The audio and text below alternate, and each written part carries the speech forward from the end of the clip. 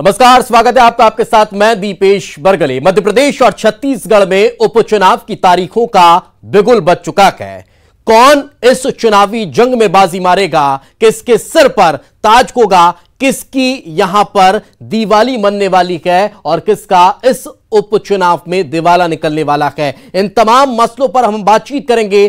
पल पल की अपडेट हम आप तक पहुंचाएंगे। लेकिन सबसे बड़ा सवाल यह है कि जिस पल का इंतजार पूरे मध्य प्रदेश के मतदाता कर रहे थे, जिस पल का इंतजार राजनीतिक रण में उतरे हुए रणबांकुरे कर रहे थे, वो पल अब आ चुका है। तो चलिए शुरू करते हैं हमारी खास पेशकश।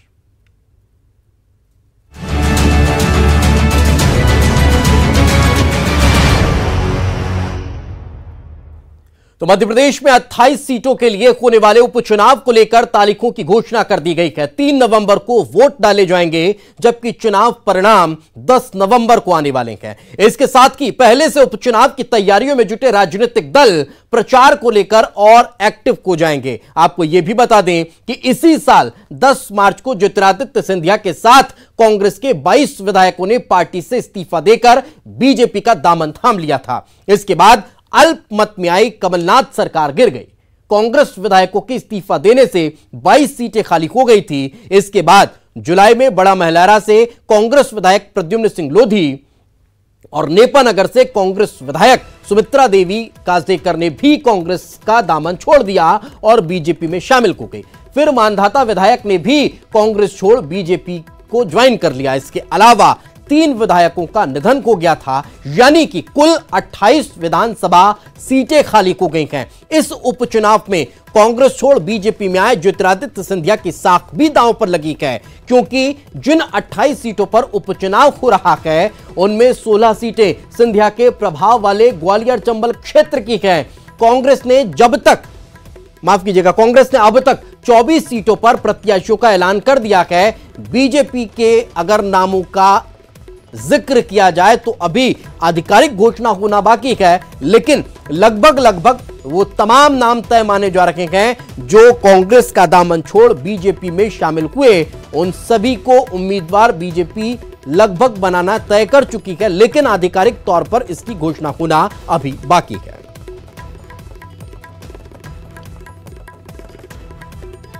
तो मध्य प्रदेश में होने जा रहे 28 सीटों पर उपचुनाव को लेकर सियासी सरगर्मी कुछ दिन पहले से ही तेज हो चुकी थी। यानी कि आप इस लिहाज से समझ सकते हैं कि जब ज्योतिरादित्य सिंधिया ने कांग्रेस छोड़ बीजेपी की सदस्यता ग्रहण की, उनके साथ साथ जिन 22 विधायकों ने अपनी विधायकी से इस्तीफा दिया, तभी से सरगर्मी तेज हो चुकी थी, तभी से तैयारियां तेज हो चुकी थी। लेकिन जैसे जैसे उपचुनाव की तारीख का ऐलान हुआ, वैसे वैसे ये सरगर्मी और ज्यादा बढ़ती चली गई। आज जब तारीखों का ऐलान हुआ, अब उसके बाद जो दौरा कार्यक्रम है वो और ज्यादा तेज होंगे। मान मनोबल का दौर पहले ही खत्म हो चुका है और उम्मीद यह जताई जा रही है कि सभी को मना लिया गया है। जहां जिस तरह की नाराजगी थी, ये स्पेशली बीजेपी में बहुत ज्यादा थी।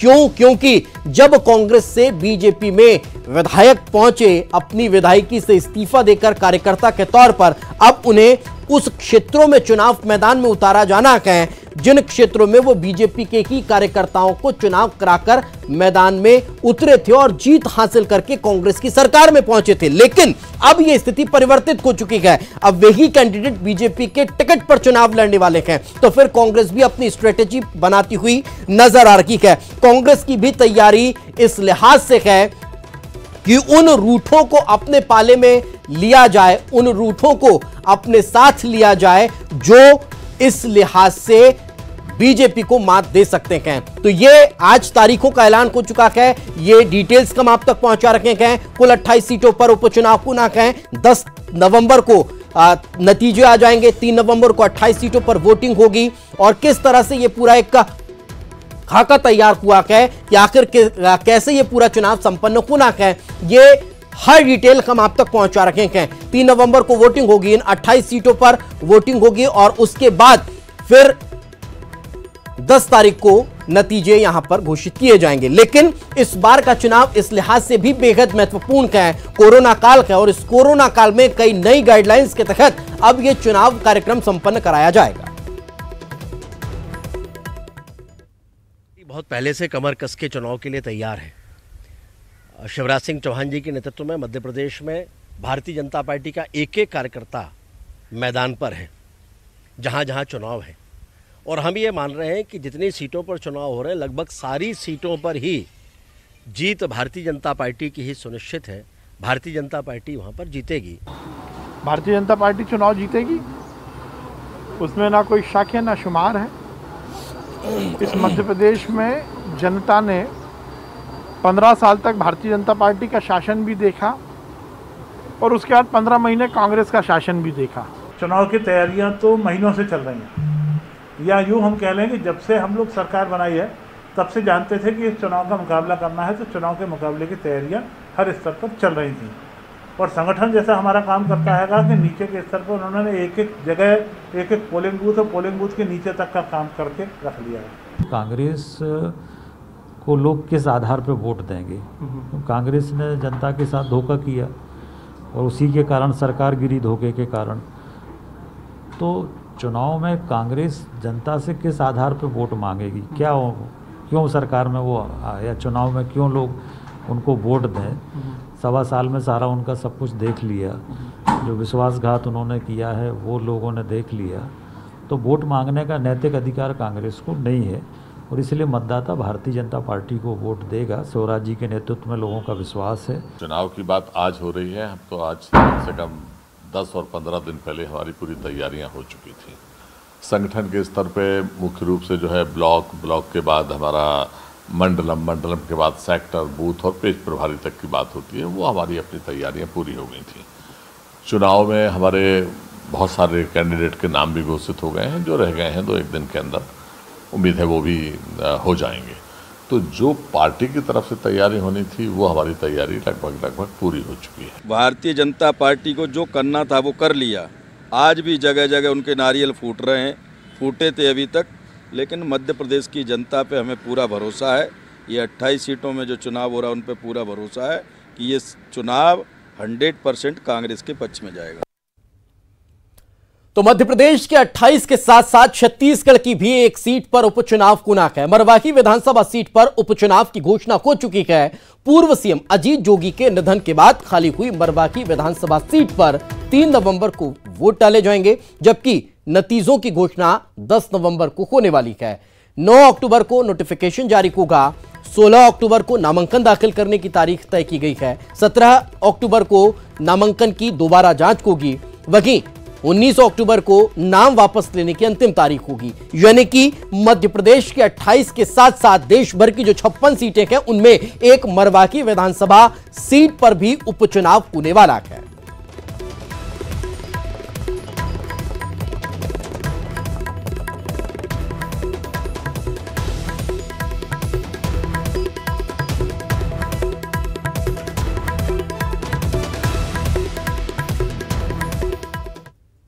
तो बात चाहे छत्तीसगढ़ की एक विधानसभा सीट पर होने वाले उपचुनाव की हो या फिर मध्य प्रदेश की 28 विधानसभा सीटों पर होने वाले उपचुनाव की हो, तैयारियां लगभग दोनों ही प्रदेश में एक जैसी नजर आ रही हैं। क्या ग्राउंड स्थिति है वो हम आप तक पहुंचाते हैं हमारे सहयोगियों के माध्यम से। हमारे सहयोगी शरद श्रीवास्तव भोपाल से हमारे साथ जुड़े हैं, हमारे साथ विकास चौहान इंदौर से हैं, सुशील कौशिक ग्वालियर से हैं और अवधेश मिश्रा रायपुर से हमारे साथ मौजूद हैं। सबसे पहले अगर मैं आप ही से समझना चाहूं शरद की किस तरह का पूरा सिनेरियो मध्य प्रदेश का इन 28 सीटों पर नजर आ रहा है। तैयारियों को लेकर दोनों ही राजनीतिक दल अपनी ताल ठोकते हुए नजर आ रहे हैं, लेकिन ग्राउंड स्थिति क्या है?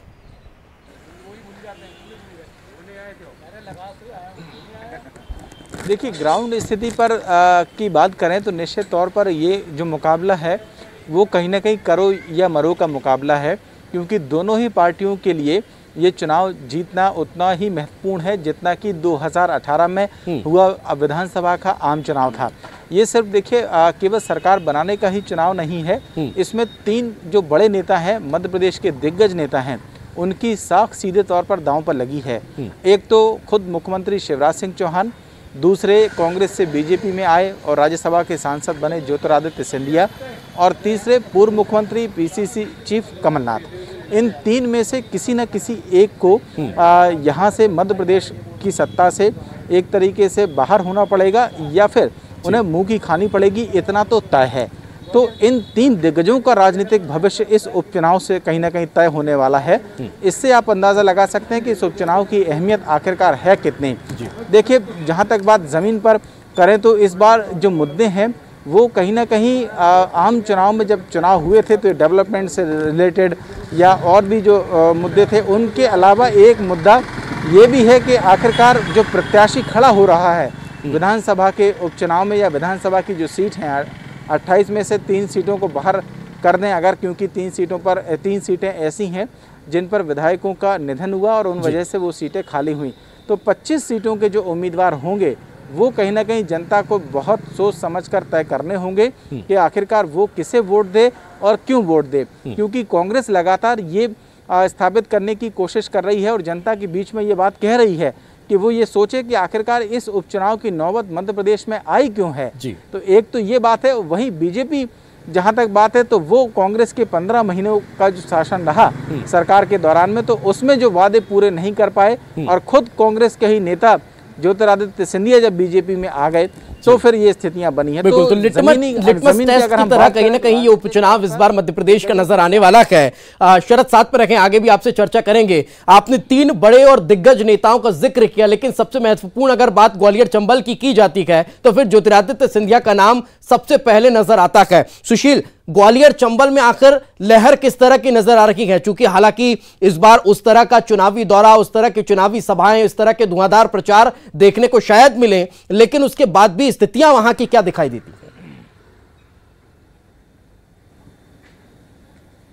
मध्य प्रदेश में जिन 28 सीटों पर चुनाव होना है उनमें सबसे ज्यादा 16 सीटें ग्वालियर चंबल अंचल से है और इन 16 में से 15 सीटों पर उम्मीदवार रिपीट हो रहे हैं, यानी जो कांग्रेस छोड़कर सिंधिया के साथ बीजेपी में आए थे वो उम्मीदवार यहां चुनाव मैदान में हैं। अब इन पर अगर नजर डालें तो 4 कैबिनेट मंत्री हैं मध्य प्रदेश सरकार के और 4 राज्य मंत्री हैं जो इस चुनाव में अपना भाग्य आजमा रहे हैं, उनकी साख दांव पर लगी है।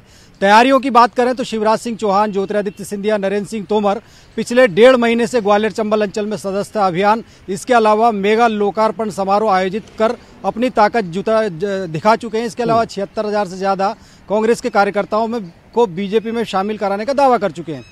इसके अलावा कांग्रेस की बात करें तो यहाँ कमलनाथ आ चुके हैं। उन्होंने एक बेहतरीन रोड शो निकाला था, उस रोड शो के जरिए कांग्रेस में जान फूंकने की कोशिश की है।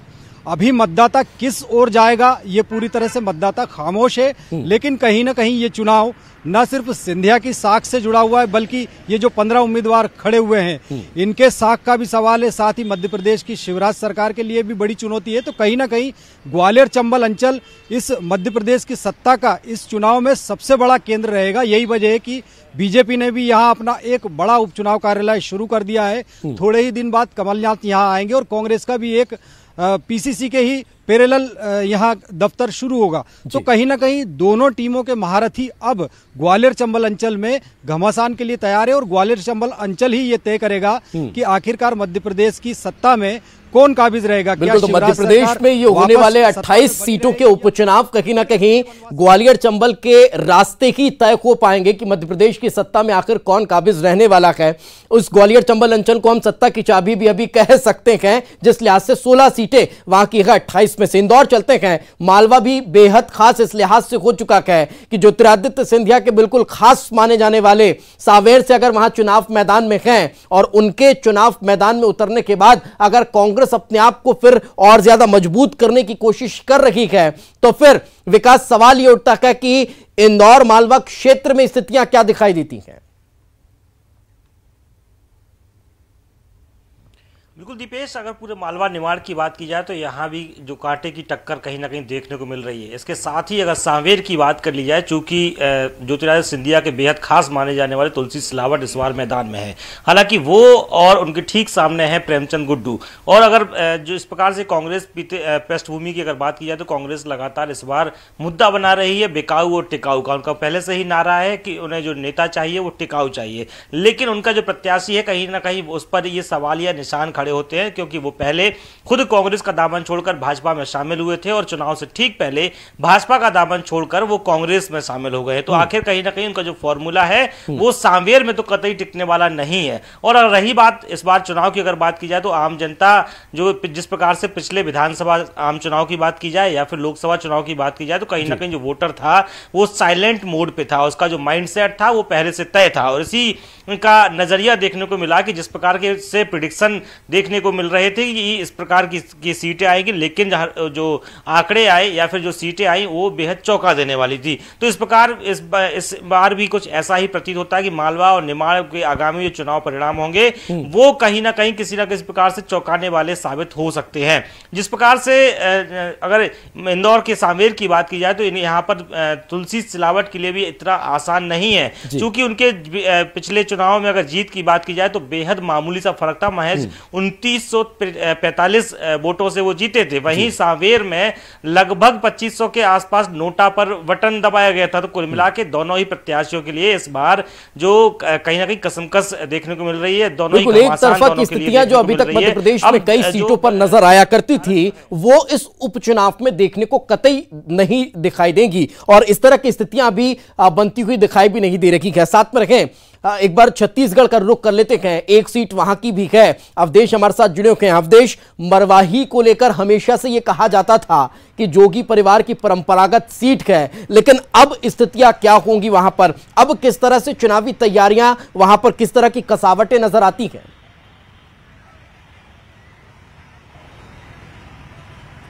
बिल्कुल, देखिए 1970 के चुनाव की बात कर ली जाए, भंवर सिंह पोर थे वहां से कांग्रेस के कैंडिडेट थे और वो जीत के आए थे। और उसके बाद 2018 की बात कर ली जाए तो अजीत जोगी ने अपने पार्टी के दम पे वहां पे चुनाव जीता था। लेकिन इन दो चुनावों के अलावा साल 1998 में जब चुनाव हुए और 2003 तक जो सरकार रही छत्तीसगढ़ में और छत्तीसगढ़ राज्य बनने के बाद जो परिवर्तन हुआ तो उस वक्त बीजेपी के विधायक थे जिन्होंने अपने लिए अजीत जोगी के लिए वो सीट खाली की थी, जिसके बाद अजीत जोगी वहां से उपचुनाव में जो जीत दर्ज किए थे उसके बाद लगातार वो जीत दर्ज करते रहे। 2013 के चुनाव में अमित जोगी जो अजीत जोगी के पुत्र हैं वो चुनावी मैदान में उतरे और पूरे छत्तीसगढ़ में सर्वाधिक तकरीबन 46,000 वोटों से जीते थे। 2018 चुनाव में अजीत जोगी 47,000 से अधिक वोट से जीते और कांग्रेस ने जिसे अपने प्रत्याशी बनाया था वो महज 20,000 के वोटों पे सिमट गया। ये तो पिछले चुनाव का इतिहास है। लेकिन अब जब अजीत जोगी के निधन के बाद मरवाही सीट अब खाली हुई है तो कांग्रेस हो चाहे बीजेपी हो या जोगी कांग्रेस हो, तीनों इस जोर आजमाइश में लगी है कि कैसे उस सीट को जीता जाए। कांग्रेस ये दावा कर रही है कि बीते 18-19 महीनों में जो सरकार ने जो बेहतर काम किए हैं उसके दम पे वो जाके वोट अपील करेगी। न केवल बेहतर काम के दम पे बल्कि पिंडरा गोरेला मरवाही को जिला बना दिया गया, ग्राम पंचायत से नगर पंचायत के लिए ऐलान कर दिया गया। हालांकि वो मामला राजभवन में अभी लंबित है, राजभवन में उस मामले में संज्ञान लिया है। उन तमाम चीजों को लेकर मुद्दा बना के कांग्रेस कह रही है कि वो जीतेगी। जोगी कांग्रेस ने कहा है कि वो सिंपैथी के साथ साथ पिछले दो चुनाव में जिस तरह से अमित जोगी और अजीत जोगी की बम्पर जीत हुई थी उसी दम पे वो फिर से एक बार चुनाव में जाएंगे और चुनावी जीत हासिल करेंगे। लेकिन इन दोनों राजनीतिक दलों के बीच जो बीजेपी है, जो छत्तीसगढ़ में मुख्य विपक्षी दल है, वो कह रही है कि तमाम गलतियों को पीछे छोड़ते हुए वो इस बार मैदान में उतरेंगे और बेहतर तरीके से जीत हासिल करेंगे। तीनों ही राजनीतिक दल रस्साकस्सी में लगे हैं, तीनों की ओर से भी प्रत्याशियों का ऐलान होना बाकी है दीपेश। लेकिन कुल मिला के समझा जा सकता है कि इस चुनावी हार जीत से कांग्रेस के चाहे गुणागणित की बात कर ली जाए, आंकड़ों की बात कर ली जाए, खासा प्रभाव तो नहीं पड़ेगा। कांग्रेस अगर जीतती है तो 69 से 70 हो जाएगी। लेकिन ये चुनाव इसलिए हाई प्रोफाइल चुनाव माना जा रहा है क्योंकि छत्तीसगढ़ में 2018 का चुनाव ऐसा था जिसमें पहली बार क्षेत्रीय पार्टी ने दम के साथ चुनाव लड़ा और 7 सीटों में गठबंधन के साथ जीत हासिल की। छत्तीसगढ़ के पूरा 3-4 चुनाव के इतिहास में पहला ऐसा मौका था कि क्षेत्रीय पार्टी उभर के सामने आई और 7 सीटों पे उन्होंने जीत दर्ज की। तो अब चूंकि अजीत जोगी के निधन के बाद जोगी कांग्रेस में एक बड़ा वैक्यूम आया है तो उसे फुलफिल कैसे किया जाएगा, उसके बाद क्या विकल्प होगा, जोगी कांग्रेस का क्या कुछ भविष्य होगा इस चुनाव ये सबसे महत्वपूर्ण है और ये इसी उपचुनाव के बाद कहीं ना कहीं तय होता हुआ नजर आने वाला है। शरद लगातार हमारे साथ बने हुए हैं। शरद, एक सवाल यहां पर यह खड़ा होता है, अगर इस उपचुनाव में दौरों का जिक्र किया जाए तो बहुत ज्यादा दौरे अभी हाल ही में बीजेपी के ताबड़तोड़ हमें देखने को मिले, लेकिन कांग्रेस इस लिहाज से थोड़ा सा पीछे चल रही है। हालांकि नामों का ऐलान करने में कांग्रेस भले आगे निकल गई हो और बीजेपी के भी अपने स्तर पर थोड़े से तय माने ही जा रखे हैं, लेकिन सवाल यह उठता है कि क्या कांग्रेस की कोई एक नई स्ट्रेटेजी है, किसी नई रणनीति के तहत कांग्रेस सोशल मीडिया पर बहुत ज्यादा एक्टिव रहने की कोशिश कर रही है, या फिर चुनावी मैदान में भी उतरकर और उसी तरह की सभाएं की जाएंगी जैसे बीजेपी अभी ताबड़तोड़ कर रही है?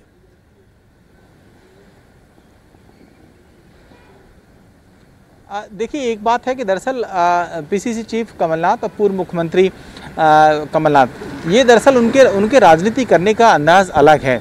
वो सारी बातें ठोस बजाकर, कह सकते हैं ठोक बजाकर तय करते हैं। वो सर्वे कराते हैं। जब टिकटों के अनाउंसमेंट हुए तो उससे पहले भी ये कहा गया कि कांग्रेस पार्टी में 3 स्तर का जो सर्वे है वो प्रत्याशियों के लिए कराया गया, और जो बीजेपी ये कहती थी कि प्रत्याशी उनको ढूंढे नहीं मिल रहे हैं, और जब उनके प्रत्याशियों के नाम सामने आए तो ये बात कहने में कोई दो राय नहीं है कि ये चुनाव कहीं ना कहीं 50-50 का हो गया है, यानी कि कांटे की टक्कर हो गई है जितने 24 प्रत्याशी अब तक सामने आए हैं। तो एक तरफा चुनाव किसी भी सीट पर नहीं कहा जा सकता, तो ये कहीं ना कहीं कांग्रेस की जो स्ट्रेटजी है उसी का नतीजा कहा जा सकता है। जहाँ तक बात प्रचार की है तो बीजेपी और कांग्रेस के बीच में दरअसल इस तरीके का पॉलिटिक्स देखने को मिलता है। जैसा मैंने कहा कि कमलनाथ का स्टाइल ऑफ पॉलिटिक्स अलग है और मुख्यमंत्री शिवराज सिंह चौहान का स्टाइल ऑफ पॉलिटिक्स अलग है। वो जनता के बीच में ज़्यादा जाना पसंद करते हैं। वहीं कमलनाथ दौरे तो करते हैं, लेकिन हाँ, उनके उतनी तेजी से नहीं होते जितने कि शिवराज सिंह चौहान या बीजेपी के नेताओं के होते। लेकिन इससे इतर सवाल मेरा ये भी है कि अगर हम आम चुनाव का जिक्र कर ले, मध्य प्रदेश के विधानसभा चुनाव की और थोड़ा सा पीछे मैं आपको लेकर जाना चाहूंगा, तब 3 नेताओं के दम पर कांग्रेस ने सरकार में अपनी मौजूदगी दर्ज कराई थी, चाहे वो ज्योतिरादित्य सिंधिया को, कमलनाथ को या फिर दिग्विजय सिंह को। ज्योतिरादित्य सिंधिया और कमलनाथ फ्रंट फुट पर खेल रहे थे और दिग्विजय सिंह बैकबोन की तरह सपोर्ट करते हुए नजर आए थे। लेकिन अभी की स्थिति अगर देखी जाए मध्य प्रदेश में कांग्रेस की, तो ज्योतिरादित्य सिंधिया बीजेपी में चले गए हैं, कमलनाथ मध्य प्रदेश कांग्रेस के अध्यक्ष हैं, और क्या दिग्विजय सिंह वैसे ही पहले की तरह बैकबोन की तरह सपोर्ट कर रखे गए या फिर कमलनाथ अकेले पड़ गए?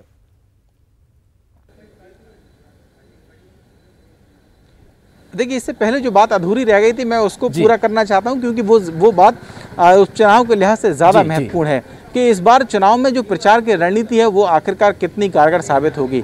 जो ऑनलाइन या वर्चुअली कह सकते हैं या सोशल मीडिया प्लेटफॉर्म है वो उसमें एक बात देखने में आ रही है खास तौर से कि कांग्रेस का जो प्रदर्शन है वो काफ़ी सुधरा है। पिछले कुछ वक्त में कांग्रेस की सोशल मीडिया टीम को ज़्यादा एक्टिव हुई है बीजेपी के मुकाबले में, क्योंकि इससे पहले तक ये कहा जाता था कि सिर्फ बीजेपी की टीम सोशल मीडिया पर ज़्यादा एक्टिव रहती है, लेकिन उस मामले में भी कांग्रेस ने कहीं ना कहीं तेज़ी से सुधार किया है। इस बात को कई बार देखने में आया है। जहाँ तक बात कमलनाथ के अकेले हो जाने की है, तो निश्चित ही ये चुनाव कहीं ना कहीं कमलनाथ की साख का सवाल है, और इस चुनाव में भले ही तमाम नेता साथ में हों, दिग्विजय सिंह के हालांकि उतने दौरे नहीं हुए, अभी हमने देखा ग्वालियर चंबल में जरूर वो 2-4 बार गए हैं जब बीजेपी का वहां सदस्यता अभियान हुआ था, लेकिन पूरी कमान और पूरा इलेक्शन का मैनेजमेंट है वो कमलनाथ ने अपने हाथ में ले रखा और होल्ड कर रखा है। जहाँ तक बात प्रचार में नेताओं की है, तो ये भी सुनने में आ रहा है कि सचिन पायलट भी प्रचार के लिए ग्वालियर आ सकते हैं। प्रियंका गांधी के बारे में भी बातचीत हो रही है कि वो भी सामने आ सकती हैं, और प्रचार अब जो है जब तारीखों का अनाउंसमेंट हो गया है तो फिर ज़्यादा तेज होंगे। लेकिन ये बात कहने में कोई दो राय नहीं है कि ये कमलनाथ पूरी तरीके से कमलनाथ के मैनेजमेंट पर ही निर्भर करेगा, कांग्रेस पार्टी के लिहाज से अगर देखें तो। बिल्कुल, यानी कि अब समझा जा सकता है कि अब और दिलचस्प ये चुनाव होता हुआ नजर आएगा, जैसे तारीखों का ऐलान हो चुका है और उसके बाद अब सरगर्मी और ज्यादा बढ़ती हुई दिखाई देगी। बहुत बहुत शुक्रिया आप चारों को हमारे साथ चर्चा में जुड़ने के लिए। लगातार पल पल की अपडेट हम आपके माध्यम से दर्शकों तक पहुंचाते रहेंगे। सबसे बड़ा सवाल यही है कि आखिर मध्य प्रदेश में होने क्या जा रहा है। अब जब चुनाव होगा, चुनाव का परिणाम जब 10 तारीख को आएगा, उसके बाद की मध्य प्रदेश की स्थिति क्या रहेगी, क्या मध्य प्रदेश का राजनीतिक भविष्य होगा, यह अब देखने वाली बात होगी। इसी के साथ हमारी इस खास पेशकश में फिलहाल इतना ही। दीजिए इजाजत, नमस्कार।